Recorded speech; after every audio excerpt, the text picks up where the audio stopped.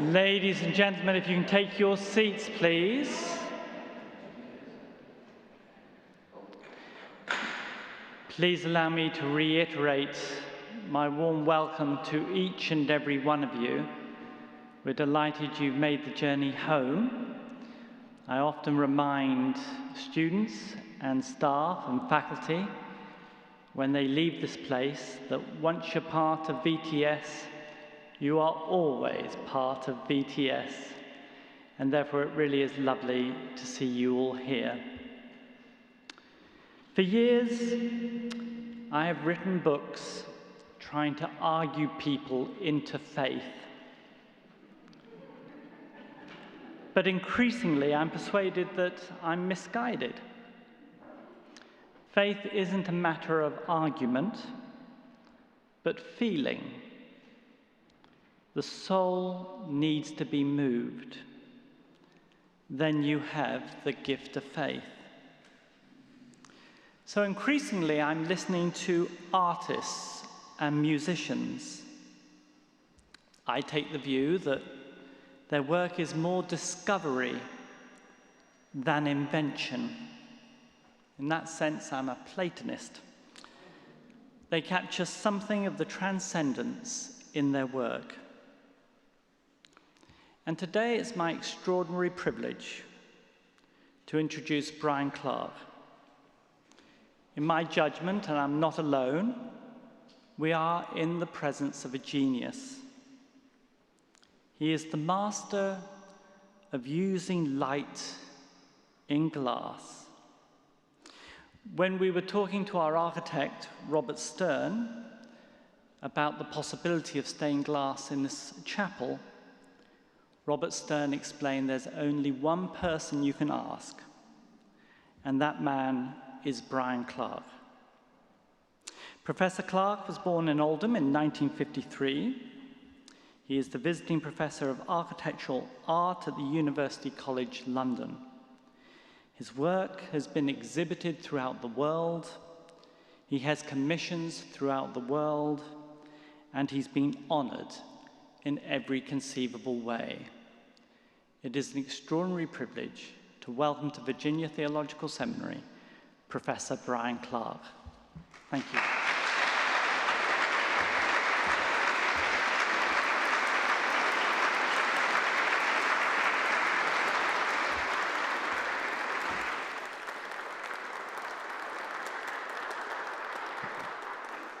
Thank you very much. Forgive me while I reconnect this mobile mic kit, which just took it upon itself to leap from my trouser.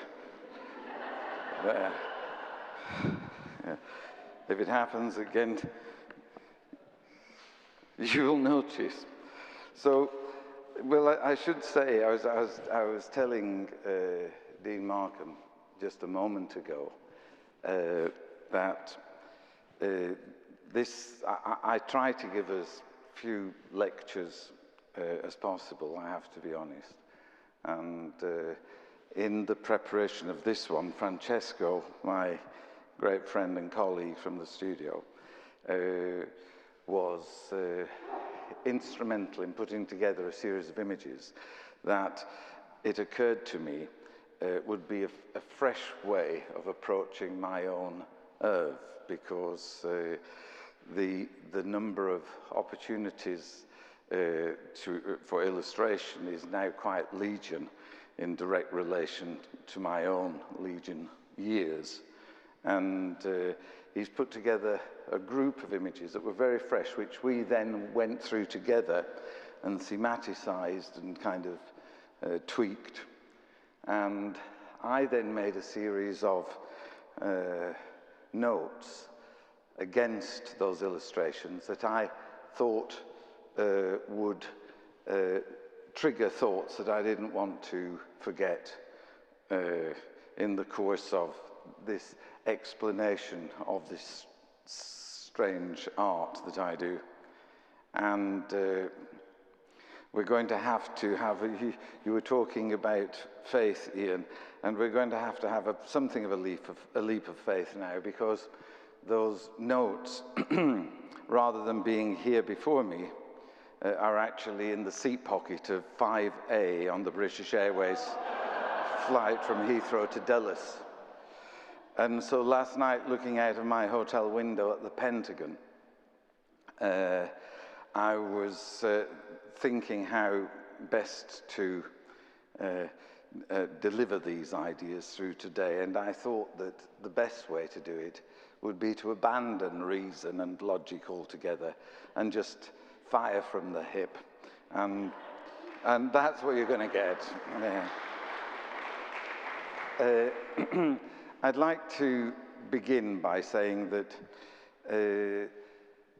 the medium we're talking about tonight is stained glass, and generally speaking, any time I deliver any kind of talk at all on that medium, there are as many paintings in the talk as there are stained glass windows. Not least because I believe that painting and the kind of experimental nature of drawing nourishes the medium in a way that it cannot be nourished independently. And but tonight, I'm not sure that there is a single, maybe there is one painting in this, but we go right through the stained glass. And I've tried to approach it with Francesco's pointers here in a rather different way.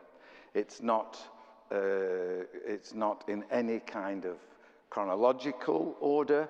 We leap from theme to theme through time and subject. But I'd like to begin by putting on the first picture, which is done, I'm not quite sure how. There we go, there we go.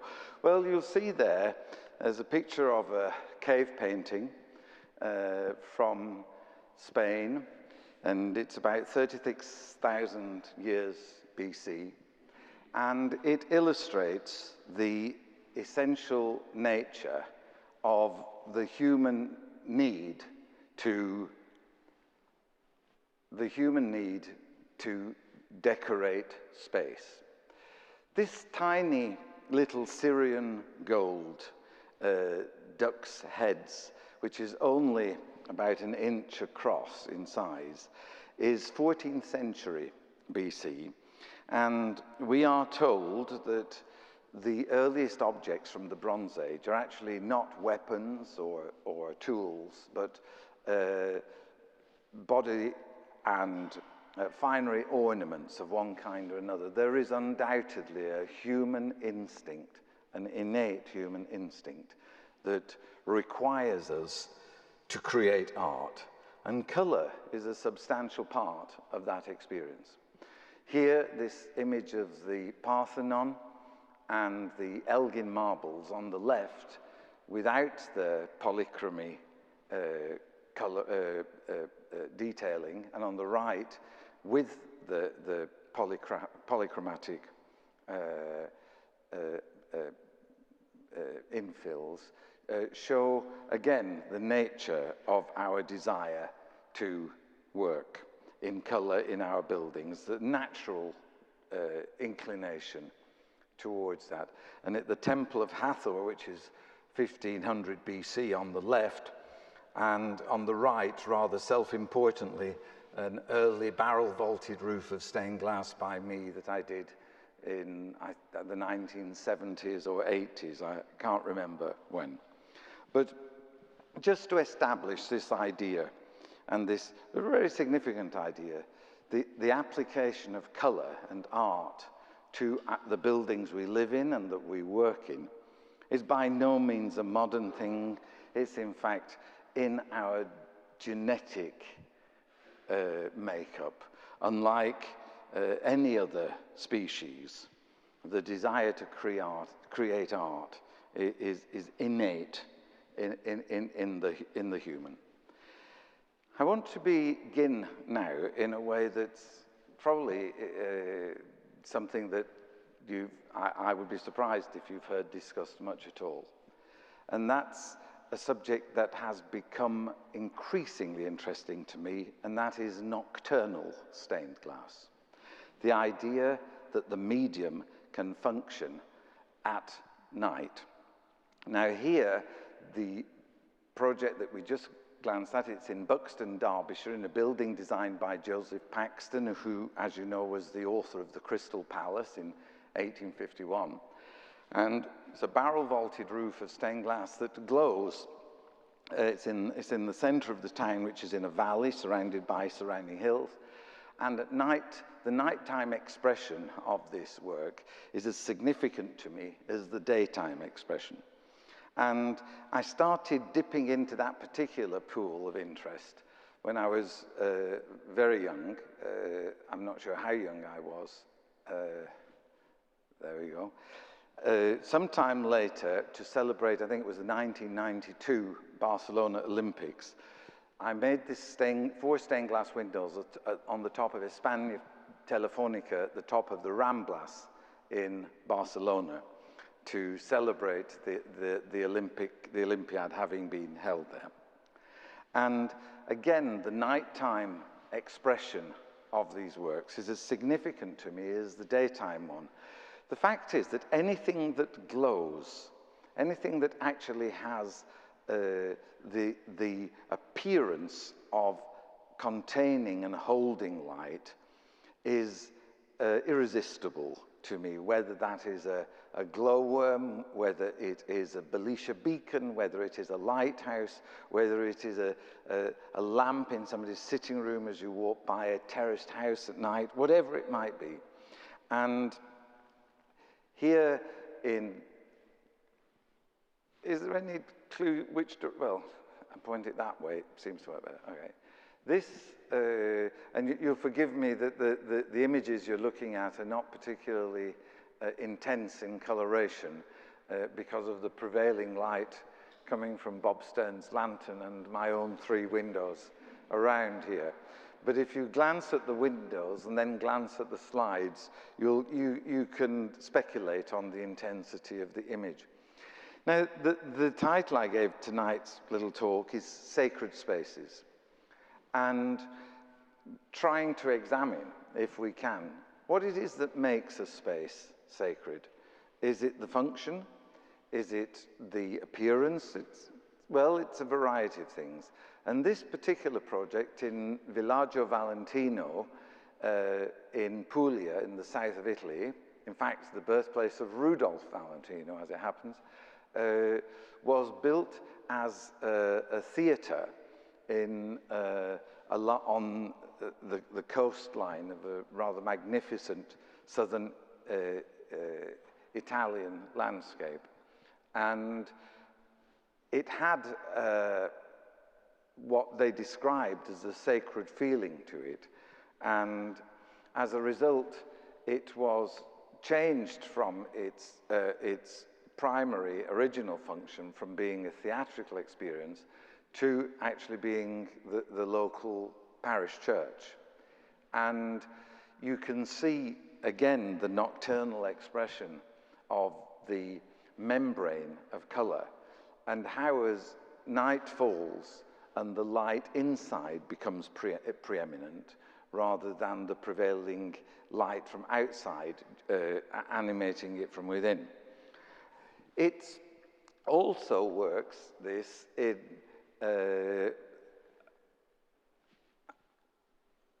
this is a 12th century Cistercian abbey in Switzerland.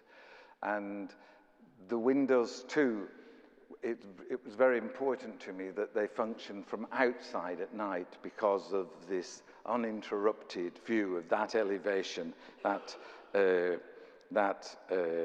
southern elevation of the church. And a little bit closer to home than the Swiss mountains. Here, and so this is not functioning.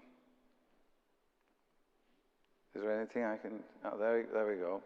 This is the so-called Stamford Cone, which is just off Highway 54. Is it 54? Runs from New York north through upstate New York and Connecticut. And at night, this is illuminated from within and very visible from the highway. I like the idea of vehicular traffic being kind of having this experience as they whiz up north there. And here in Hamburg, the Glass Dune, the Ministry of the Environment, a project I did in collaboration with Jan Kapliski, Future Systems, who was one of the most radical form givers of his day, sadly died a few years ago. But the plan of this rather substantial building, Ministry of the Environment, is boomerang. And so the matrix pattern of the leaded detail on the window followed the clue of the plan of the building. And the relationship between art and architecture is a critical relationship for me. And the idea that you walk into a room and within that room you see a work of art hanging on the wall or displayed in the room is one thing, and that's all very well. But the idea that you walk into a room and you enter the center, you enter the work of art itself, is very significant. Basil Spence, I think it was, who said that walking into Matisse's chapel in Vence was like entering the center of a pearl. And this whole idea of stained glass being nocturnal as well as an internal experience, and of being a secular as well as a sacred experience, is very significant to me, because particularly in our times, the confused conflation of that which is secular and that which is sacred is cause for excitement, I would say, rather than concern. And here in the streets of London, in Soho, central to the West End of London, are a couple of windows that it is my intention to actually engage with the urban fabric. And you've got this great matrix of Spitfire aircraft moving across the brick facade of this formerly industrial building, now a gallery as it happens in London. And it engages it brings something of a sort of exciting and unexpected nature to the urban experience as you make your way through the streets at night in the city. This next, I'm sorry, this isn't working, or it's very slow. Shall I just keep with it? Can I have some advice there? Okay. This is a project in Tokyo, in Japan, the Lake Sagami building, and the cylindrical tower that you see lit up there, though in this light it's a little bit difficult to see how brightly lit it is, again identifies the building like a sort of glowing corpuscle, and the experience of the stained glass from without becomes itself rather a significant enterprise. In Astana, Kazakhstan, this pyramid of peace and reconciliation, where local political leaders and religious leaders meet to try and resolve their conflicts before they become violent, also has this important nocturnal presence and is continuously lit by night. And as you go into the building by day, you're aware of the transmission of color down from the apex of the pyramid, which once again, you know, and most artists, I think, play with a kind of canon of what you might call ideas that are idées fixes. They're these fixed ideas that recur again and again and again in the canon of their work throughout their careers. And I can trace back, and it's quite involuntarily, and a preoccupation with certain iconographical images. One of them is the leaf, one of them is the cross or the plus sign, one of them is the dove, and another one is the grid matrix that goes to make up a formal rectilinear orthogonal grid, like the street map of Manhattan, for example. Are we back on? Thank you. Yeah. Yeah, good.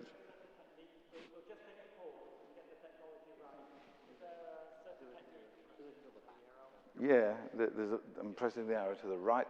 Yeah. Well, we'll see if it works. If not, we can abandon that and have some fun. This is the Sainsbury Centre for Visual Arts in East Anglia in England, designed by Norman Foster, an architect whom I greatly admire, and as was indeed the pyramid in Kazakhstan that you saw earlier. And along the bottom of the museum, western elevation there, you see a series of screens of stained glass in colour that animate that facade currently at night. The other aspect that we move on to from nocturnal stained glass is the nature of trans-illumination of the medium. Now, when I arrived at the chapel today, the sun was passing through this window and casting colour onto the ground here. And people often describe that as the reflection. It's not a reflection, actually. It's a trans-illumination. And the trans-illumination nature of the medium is particularly exciting to me. Now, a monkey can design a stained glass window and it will trans-illuminate colour if the sun is pointing in the right direction. But to actually manipulate that trans-illumination in a way that its volumetric presence engages the building and engages the engineering, the people, and the artifacts within a building, the way it kisses and embraces that experience, is something magical and something that art of an opaque nature cannot do. And here you'll see the transmission of leaves coming through onto the fenestration of that window there and the matrix I described earlier. Here at the Sainsbury Centre, again, light passing through that series of folding stained glass screens and presenting itself in ever elongating patterns and expressions as the sun falls in the sky. Now, iconography in stained glass, here we've got jellyfish moving through the ocean, is also a very significant issue for me. And glass, as you know, is a supercooled liquid. And the liquid nature of the glass is of preeminent importance in my engagement with it. You'll notice that this particular window, the Sower, as you know, is based on the Canterbury Cathedral window, the 12th century windows there, and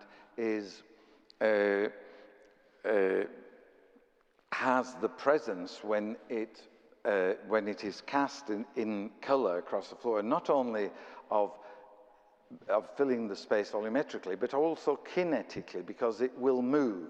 As the Earth moves in relation to the sun, it moves too. Now, in an attempt to take stained glass away from its architectonic nature,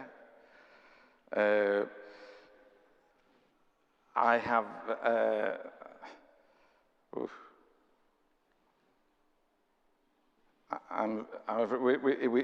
there's something slightly going wrong technically here, but I'm going to just keep going. I'm sorry, I think it's better. You got another one? What?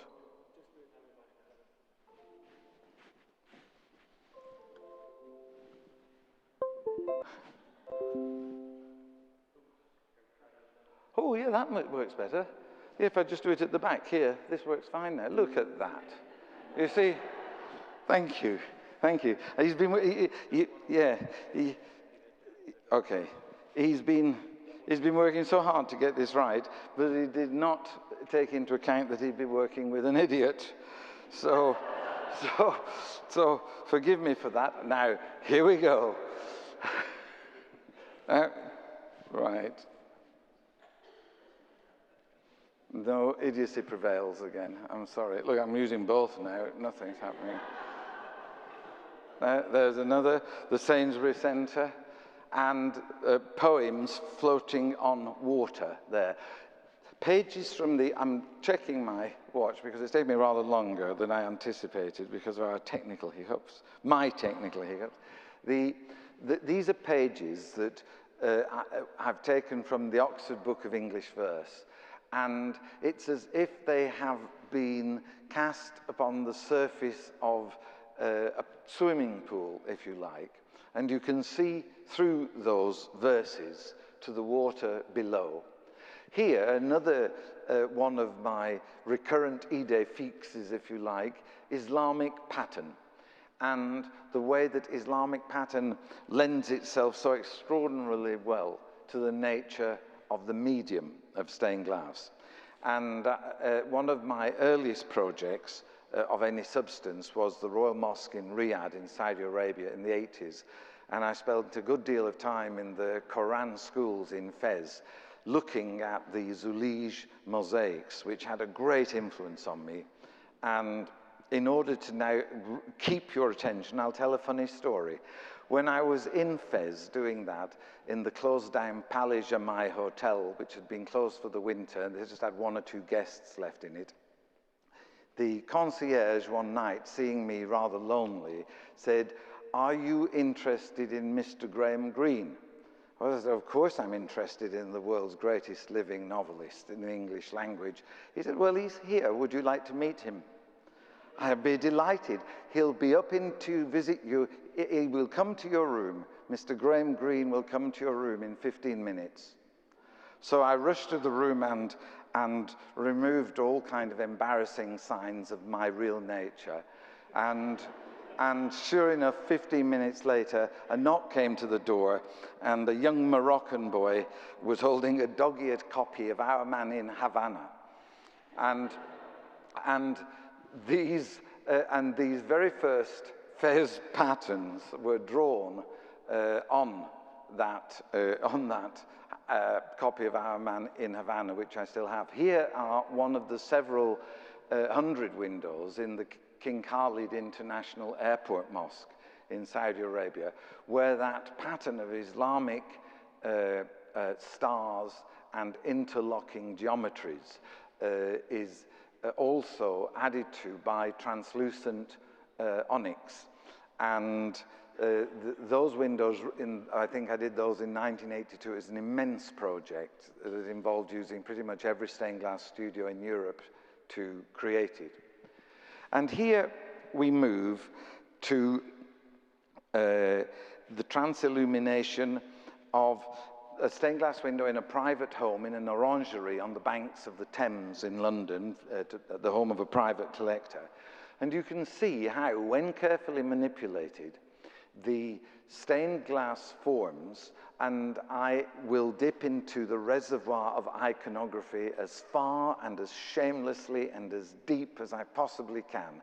And I can move from gestural abstraction to figuration in an eye beat and heartbeat. It means nothing to me so long as the message gets drawn across. I like to think that there are 2 other examples of such shameless activity in Picasso and Gerhard Richter, and I don't compare myself to them in any other way than the breadth of our interest in changing iconography, and if you believe that, you believe anything. Here is the stained glass in a private library, also in London, and there I have used Gothic form of trefoils, and the lead is carved into the wood and passes through the wood and into back in and out of the stained glass in a kind of seamless weave. And here at the Gagosian Gallery, an S-shaped form of stained glass that penetrates the wall of the gallery into the street and then penetrates it back again, or appears to, back again into the street. And this takes us on to what I like to call transient transformations. And that is stained glass that is not intended, or art that's not intended to be permanent, but intended rather to have a briefer impact. And it can, and not just in stained glass, but in other media as well. And sometimes not just in galleries, but in all kinds of situations, it is possible to render a space sacred, whatever that means, even if it is only for a very brief period of time. And here in the Nash House in Kew Gardens, a series of foliate panels of stained glass that were erected for a very brief time in what was designed by the great John Nash as a hothouse for plants. So you render a space different. Here's the Pace Gallery in London, where a series of my paintings called Night Orchids were intended to create a very specific and particular experience for a brief time. But the experience was not that of a commercial gallery, not a shop, but as an experience, as an installation that would cause an impact on the soul rather than on the wallet. And here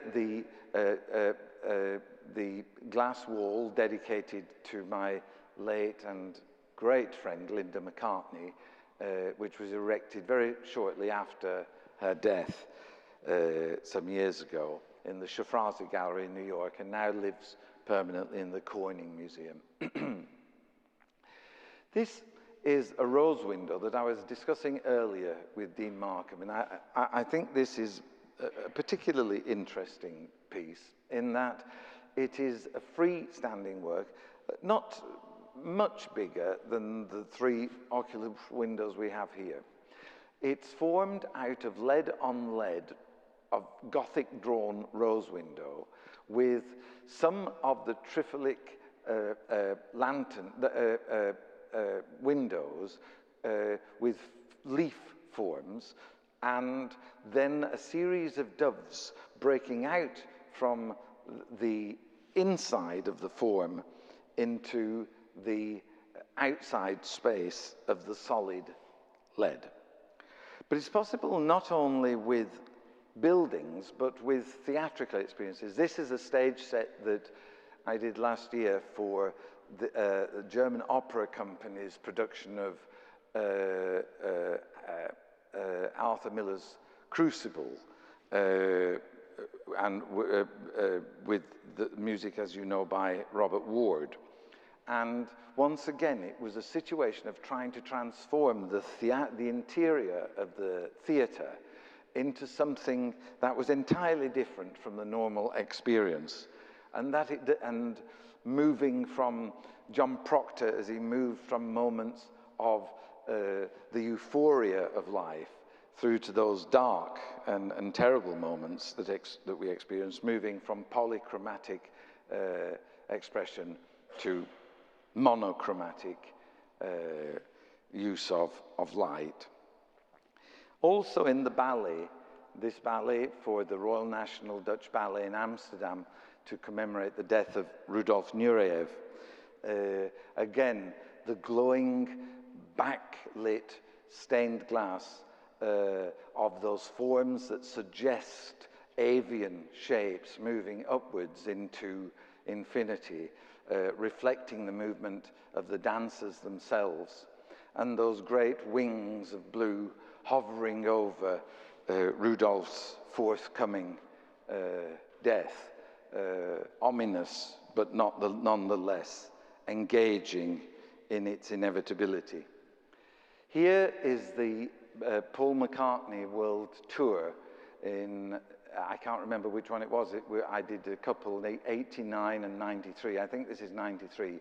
And when Paul was performing Let It Be, and you can't see him, he's so tiny in the center of the stage in this shot, I delivered a history of stained glass to however many, I don't know, 100,000 people in the audience and how many millions watching it live around the world were forced into a contemplation on the history of the medium of stained glass from its beginnings to contemporary stained glass for the period of Let It Be. Again, whether sacred or secular, what I'm suggesting is that the secular can become the sacred in a very, very deft and simple and brief moment. But it's not just the concept of what's sacred. Any kind of building can become sacred. Here is a conventionally sacred building, a mosque that I did in 1982 with mosaics and with several hundred stained glass windows, which you can just pick out on the ground floor and on the clear story above the mosaic there. And here, the synagogue and Holocaust Memorial in Darmstadt in Germany, which was one of the first synagogues that I did.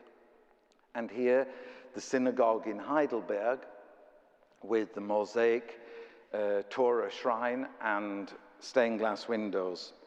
And here in Chicago, Sinai Temple, designed by Dirk Lohan. Actually, he's the son of Mies van der Rohe, which is rather interesting, and a considerable architect in his own right. And again, this movement upwards. I'm afraid the color is a little bit difficult, and it's all about color, so you forgive the rather reduced nature of the color you're seeing. And here in the Cathedral of Linköping in Sweden, where once again the leaf and the matrix play a part, and you see the head of a small child in the bottom of the central light receiving his first communion there. That child, you might be interested to know, and will be embarrassing for Francesco to hear me say, is actually a photograph of Francesco in that situation in the cathedral in Cali in Colombia as a child. And here again in the cathedral on the south wall, the south elevation of the cathedral. So we've gone there from mosques to synagogues to churches, and here to the Pope's chapel in the papal nunciature.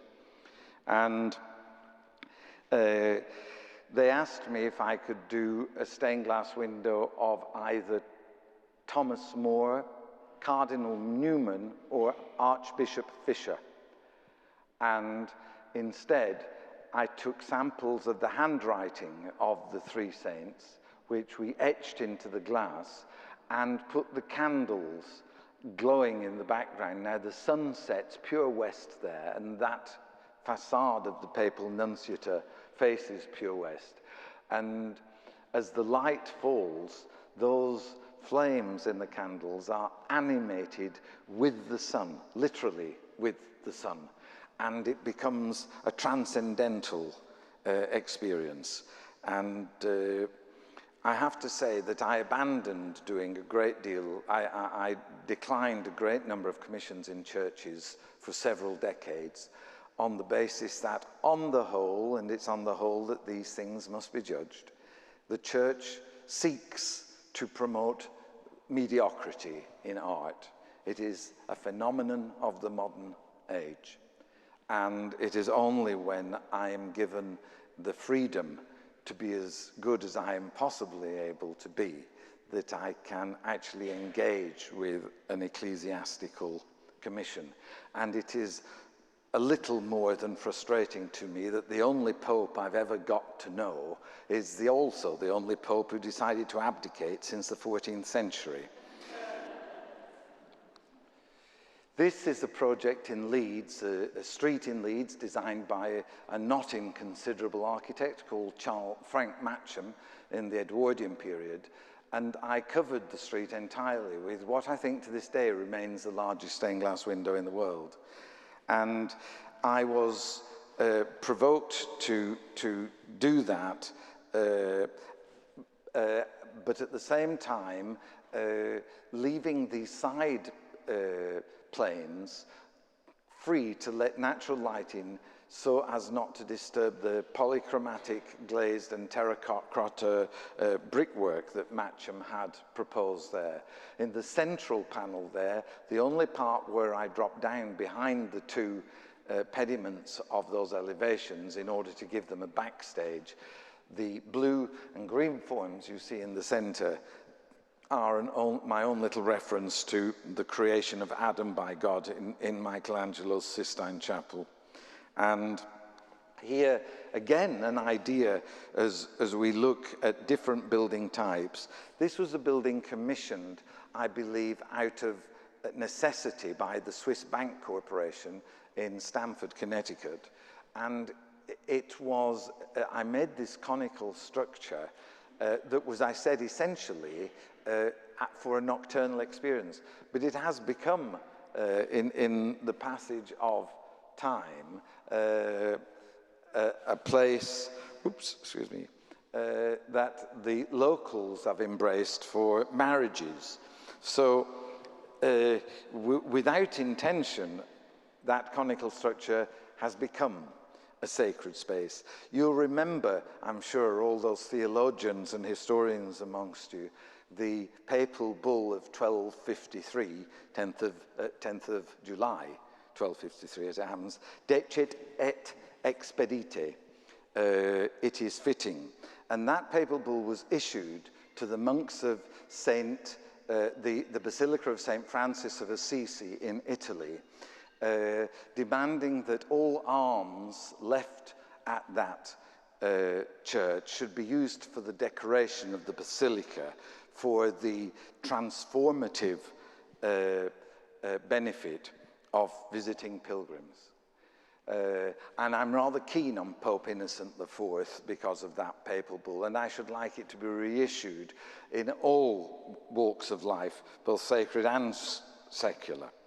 Here's a little church in Obersalbach in Germany, a small project, but one that I like very much, in which the stained glass windows are intended really in as modest a way as they possibly can to act as a necklace of jewelry around the interior of the space, proposing and suggesting another worldly experience. Because, you know, we should not forget that in our own time, in the absence of religious faith throughout, art continues to remain the most abstract expression of the meaningfulness of life.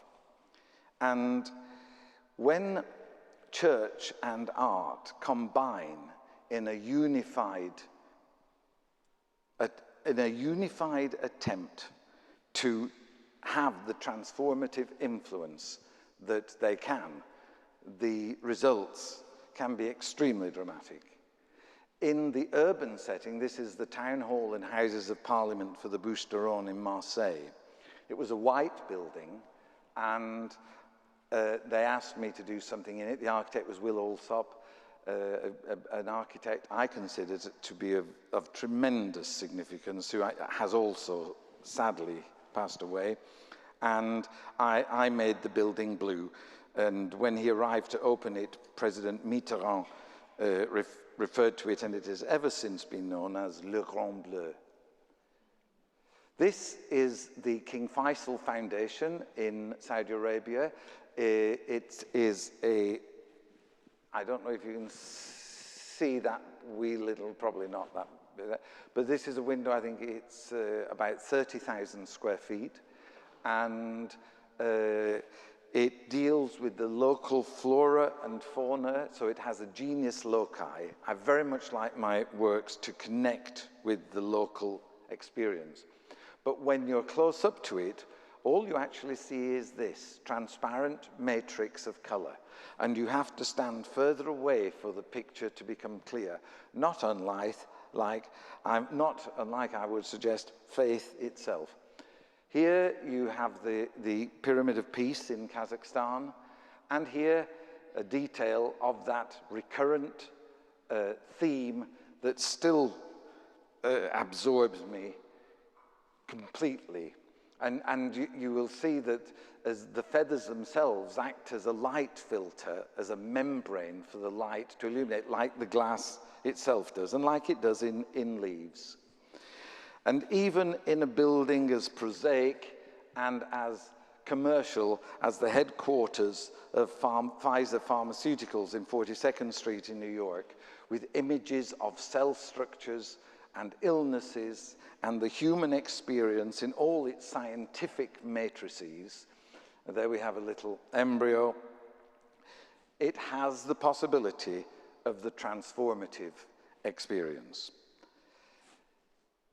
Here in the studio in Germany. And here, this is in a shopping mall in my hometown in Oldham, with stained glass celebrating, at my suggestion, the music of Sir William Walton, who was a great composer of the day.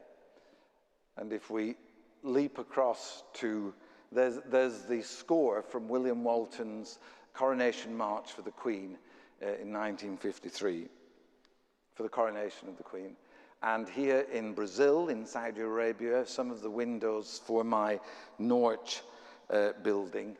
And again, the use of that orthogonal matrix disturbed by the circles. This is Royal Ascot in London, a project again using natural forms and shapes. This in Tokyo, the Chibreo restaurant, which overlooked a prison exercise yard. And by using opal glass, I prevented it from disturbing the diners. But I have to say, given the experience again, I rather think I'd make it transparent now. But we all change and learn. This is a private house in London with a series of works involving a series of different iconographical expressions. Again, the trefoil from the Gothic period, with the calligraphic lead dancing its way through the woodwork. And a new thing that we've started to do, and that is the introduction of ceramics to the walls around the stained glass and to the floors with mosaics. And here you can see the movement with that banister going through to, on the left, the stained glass window, the walls covered in ceramics, and in the distance, one of the fireplaces with micro mosaics set into them. And again, poems from the English Book of Oxford Verse with their yellowing edges, but the words intact. And here in the orangery of that same building, moments of really euphoria as the sun animates the space, and the experience of nature without becomes part of the experience within. And I should say that the translucent membrane of stained glass is in simultaneous dialogue between outer and inner spaces all the time. And the synergy that exists between the substance of glass, the physicality of glass, and the immateriality of the light that it transmits, refracts, or diffuses, is at the core of the medium's transformative power. And when here's an interior of a private home with ceramics, sculptural staircase, and painting, that handsome chap on the left there is, as you will no doubt recognize, me. A detail of cherry blossom falling from the painting, as it were, onto the floor there of that experience. But not everything in life is about joy and about euphoria. We also have to deal in life with all kinds of despair and desolation and loneliness and loss. And Stained glass is a real medium, and it, when used by real artists, is capable of covering the whole range of the human condition. Those pictures there are of two lead and glass works displayed in Eton College in England, and they are a group of pictures that operate under the title of Don't Forget the Lamb, a post-it note that my mother left on her fridge the day before she died, meaning it's a shopping reminder. And the little painting inserted in the bottom right-hand corner of one of my early reticular paintings when I was young and innocent, suggesting the ambiguity of the word lamb. And here, another one of her lists that includes cream face cream, denture tablets, curlers, soluble aspirin, nasal spray, lacquer, monocellucord, and hydrocortisone cream are inserted in lead amongst the text of the Office for the Dead from the Book of Common Prayer. And their own hands there resting on a novel as I contemplate her absence. And here, a human skull adumbrated with light in the old school at Eton. And here, a piece of stained glass, one of three pieces that illustrate a battleship in the Andaman Sea in South Thailand, where a great friend of mine I was looking after towards the end of his life. And it seemed to me that that battleship in the distance, and as is expressed in the stained glass, was coming into and out of focus as he passed from this life into the next. And here, a screen that was very difficult for me to make, drawings of myself in a mirror after the serial loss of three people very, very close to me who died in terribly violent circumstances, and trying through the medium of stained glass and through its apparent ability to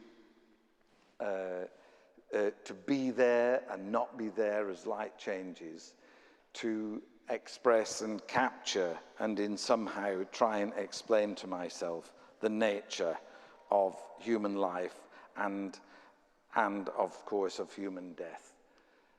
And here an ossuary of skulls seeking to explain or understand at least the same issues. Here the bomb at Hiroshima, which my Auntie Mary, aged 97, described as very odd-coloured broccoli, and completely, as it were, putting me in my rather self-important and pompous place. And here, cherry blossom and images from the ocean, again returning us to the supercool nature of the liquid nature of glass. Here, the stock market, even. You'll not be surprised to learn that this particular piece is owned by Mike Bloomberg. But here, the stock market itself, and here an algorithm, a binary code, beauty that exists even in the most unexpected places. The cosmic nature of, you know, when lightning strikes sand, quartz is vitrified, and silica, a fundamental constituent of glass, is obtained from sand. So glass has an alchemical aura, and as stained glass, it may be transmitted and transmuted to make itself really into metaphorical gold. And when looking into stained glass, you can see all the elements that went into the creation of our universe, of fire and of water and of earth and of air. And it is always present in the material. Here, a flock of parakeets in Australia form themselves into another matrix, and the liquid nature of the material, you can actually, it is an irresistible and indefatigable source of inspiration to me. And I will go quickly through to show you this work, The Rose Window. Analogous, actually, I think, to the freedom of human bondage as the birds from the Gothic stained glass window make their way out through the matrix of the Gothic, and the birds, the spirit, leave the leaves and go upwards into a non-temporal world of the infinite, the world of art. And bringing us right up to date, here we are. You can see the difference. It's quite helpful to look at that and look at the slide, and you'll see that there is a little bit of difference. And here, the most recent work I'm doing, 30-meter high, 20-meter wide window in Salisbury Cathedral in England, built in 1320. I now end this little chat, and I might say, end it exactly on time at 3 o'clock with a little video that Francesco and my studio put into this talk without me having seen it. So I'm afraid I have no idea what it is. If it contains obscenity, profanity, or sacrilege, he's the one to deal with wherever he's gone, not me. So here comes a little video that I'm as interested to see as I hope you are. It only is a few minutes long, and then you're free to get out of here. Thank you.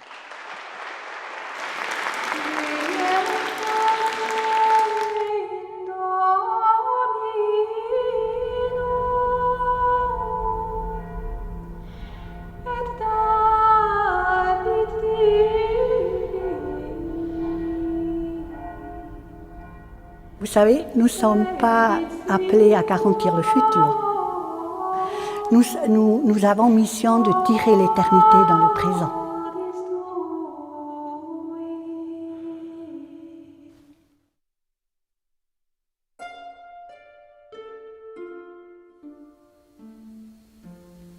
Le génie de cette œuvre, c'est d'avoir pointé la mission profonde de la vie monastique.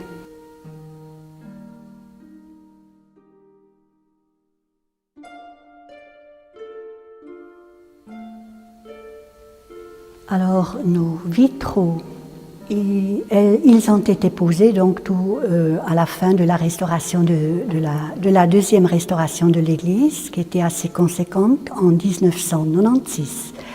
Et leur auteur, c'est Brian Clarke, un artiste britannique de Londres.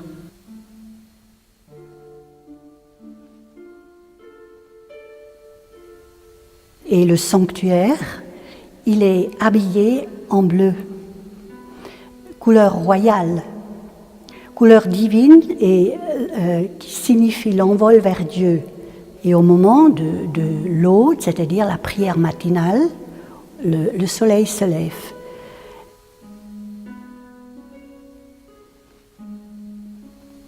En général, la nef, ça symbolise le long chemin vers le but. C'est-à-dire, on appelle ça le peuple qui pèlerine, le peuple en marche. L'Église en marche, l'humanité en marche vers son but final. C'est des couleurs de campagne, de notre campagne. Regardez, puis là, pour moi, c'est des fraises, c'est comme une fraise, etc. Ces figures spontanées sur fond géométrique très rigoureux. Il a pris tout le cosmos, finalement, dans ses fenêtres. C'est un témoignage cosmique.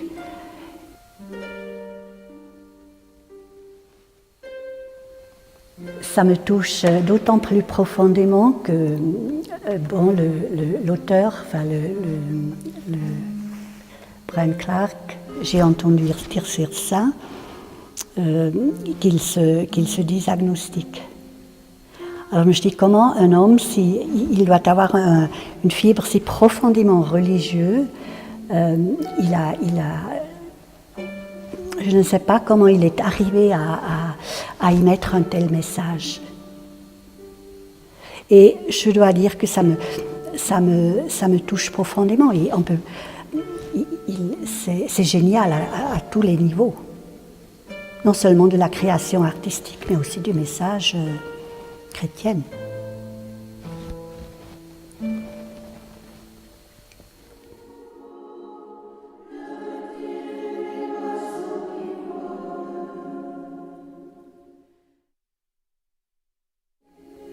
Là, pendant 20 ans, je regarde ces fenêtres et ces vitraux et je me lasse jamais.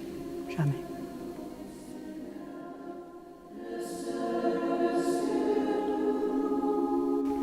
Nous sommes sur la propriété de Dieu.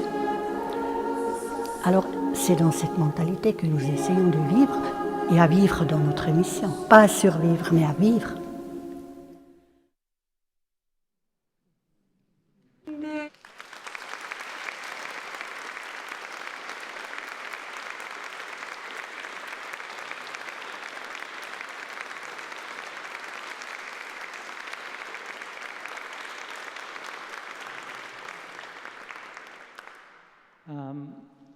I must admit, I feel as if I've been on a whirlwind of a journey. I feel I've encountered interfaith, Christian, Jewish, Islamic contexts. I feel I've been given an extraordinary introduction to the complex world of stained glass making.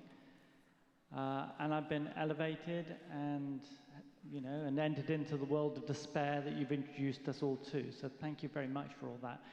You did invite everybody to leave. Unfortunately, the program permits questions. So we do need to linger just a while. And the way I suggest we do this is if you come and join me here, Brian, and we'll hang on to this mic, and then those who want to ask a question, catch Debbie's eye, and she will happily get the mic to you. So while people are just gathering their thoughts, let me just start the ball rolling. And there's so many things I want to ask you about, but I think I'm going to ask a very simple question.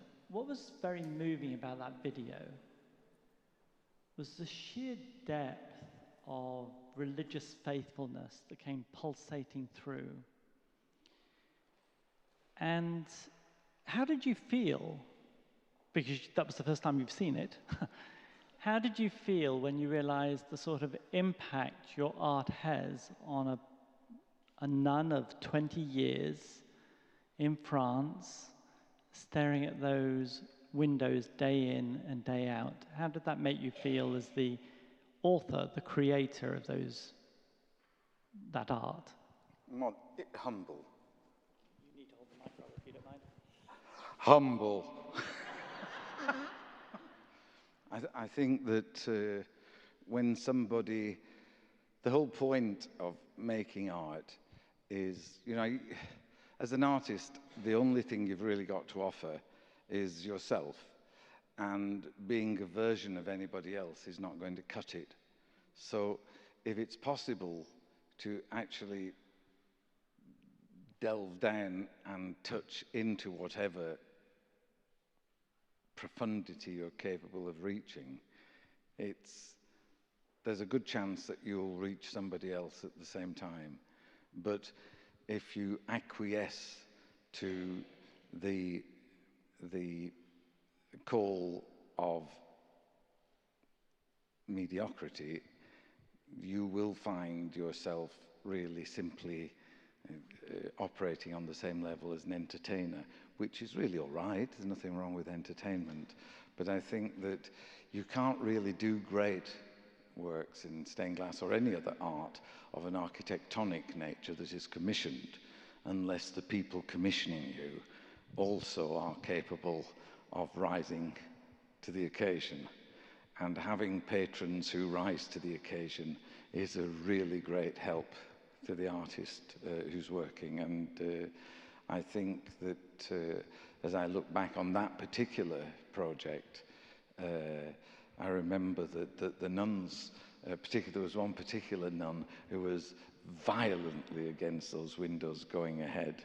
And the Mother Superior of the convent really stood firm, and they came along. And when the windows were installed, the nun who had been such a kind of thorn in my flesh when I was working on that project became the most enthusiastic supporter of them.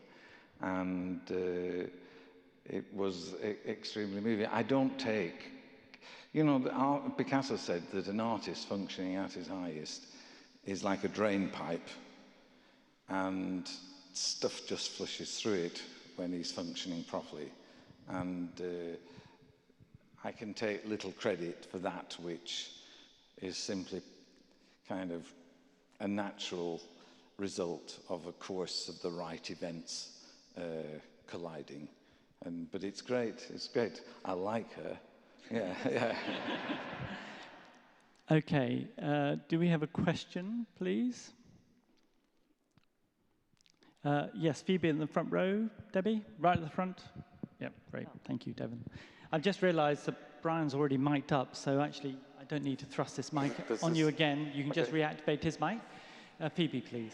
Yes, thank you for the presentation and looking at the depth of the scope of all of your works. Is there a dream commission, something that you've never done, that you would like to do? If you'd have asked me that question a couple of years ago, it would have been a great railroad station. And I loved the great kind of vaulted, glazed roofs over trains in railroad stations. And I suppose it's 30, 35 years since I really made a decision not to work in the church, simply because I felt like I was just adding to a great ocean of meaninglessness, because so much church art of the period was so disappointing.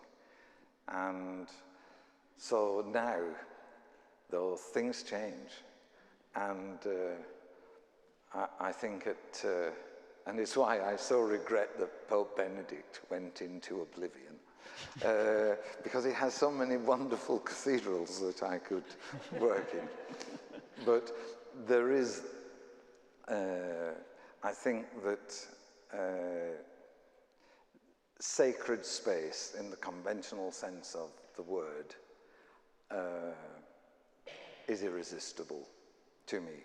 Now, quite simply because, whereas in a university or an airport or a public building or a corporate headquarters, they're not very keen on you dealing with things like mortality and loss and desolation, but the church positively embraces it.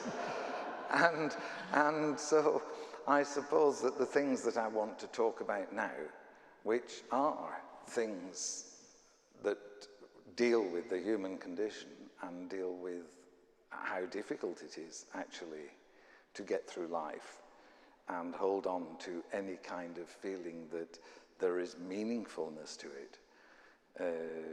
Those are the projects that appeal to me now. Thank you. Lauren, at the front, please.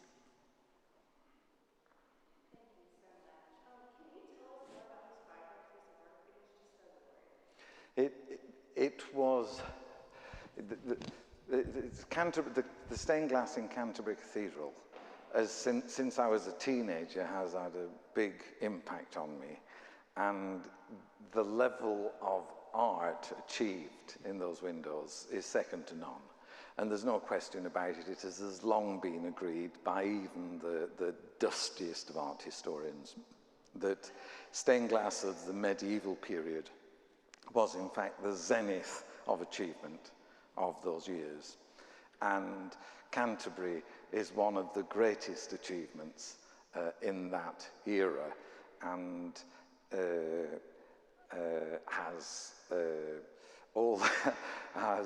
as Alec Guinness says in Kind Hearts and Coronets, has all the exuberance of Chaucer without any of the concomitant crudities of the period. And I think that the Sower was one that particularly took me, because not only has it got such a powerful and robust narrative, but in abstract terms, it is flawless. And the kind of musical rhythms established within it, in terms of the detail of the seeds and in terms of the movement of colour behind, is only surpassed when the physical window is transformed by nature into the trance illumination of colour, and it becomes slightly disturbed but nonetheless present. And that's what's happened here. And for those of you who have not compared the Sower window from the Canterbury Medallion to this version of it, I recommend you do. I think it's quite an enjoyable experience, and it of course embraces rather more recent technologies than existed in the 12th and 13th centuries, but it's the same material, the same essential nature of craftsmanship involved. Yes, please. I want to build back on the non and Dean Markham question again. I still cannot fathom in my mind for the kind of work that you do, and I'm concerned about where do you draw your inspiration? Because, you know, in the presence of God, when you get in the church, you just feel that presence, just a place to be, from the design of the church and the painting. For some, music minister to them. For some, the word of God, the preaching minister to them. For some, just by looking at the painting, they imagine who God is and where they are. I want to know how. How do you get all of these things to convey? Is it that God is speaking through you to convey a message? Is it about faith? How do you come about to do this wonderful drawing? You know? So what's the inspiration? How do you get there? Thank you for that question. You know, when I was a child, I think I was about 12 years old, we had a school day trip to York Minster. And that's the greatest Gothic, the largest actually Gothic cathedral in Northern Europe. And as a little boy in there, there was the combination of music, architecture, light through the stained glass, and I have to say the smell of incense, which I remember very clearly. All those sensory experiences combined together to give me the illusion that I was experiencing a vocational call to the priesthood. By the time I was 14, I realized that it was art that was calling out to me. And I don't think that God is speaking through me, but I think I might occasionally speak through him. And there is or her, or whatever. I cannot share with you the confidence of faith that the question is built upon. But I share profoundly with you the nature of the question. I think the inspiration, I think that the art and faith are deeply analogous and deeply contradictory. And there is a contrarism that exists in art, and a fundamental contrarism that exists in faith. Where does my inspiration come from? It comes from the very best part of me and the very worst prescient feelings of impending doom. And I think that there's no great, being an artist is a pretty serious job. And I don't think there's ever been a time where what we do is, as artists, what we do is of more importance and significance. And when different peoples in our society are no longer considered in equal terms to those who rule, and when the government of sympathy is replaced with the power of diktat. There is no longer time to kind of speculate upon whether we can stand up and be counted or not. And I think inspiration is that moment where you know that what you're doing has to be done. You don't have any choice in the matter. We've got time for one more question. Who would like to take the last question? That was just a perfect ending in many ways. Enormously powerful. Was there a hand over there, though? Was that my imagination? It's like an auction house. If you move, I imagine you want to ask a question. Do you know, I think what you just said, the sort of eloquent testimony to the capacity to create beautiful art is a combination of the best of you and also your sense of doom. And out of that paradox, you do create an extraordinary gift. So let's just pause and just thank Brian Clarke once again for his presentation this afternoon. Thank you.